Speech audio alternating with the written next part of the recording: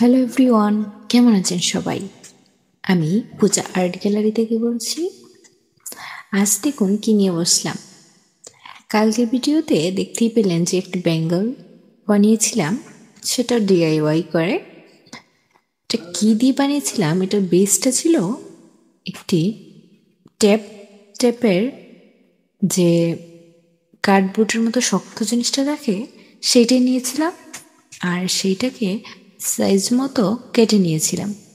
আর লাগছে এক টুকরা কাপড় আর গ্লু। যেমনই গ্লু হোক না কেন, ভালো মানের লাগবে সেটা আমি বলতে পারছি না। আর এই গ্লুটা আসলে অনেকটাই ভালো, বলতে পারেন কাপড় বা সাধারণ ছোটোখাটো জিনিস লাগানোর জন্য যথেষ্ট ভালো। তাই দেখুন কিভাবে লাগাচ্ছি। এইভাবে কাপড়টাকে আমি গুছিয়ে লাগিয়ে দিলাম। এইবার সেটাতে ডিজাইন করার জন্য কিছু জিনিস নিয়ে নিয়েছিলাম।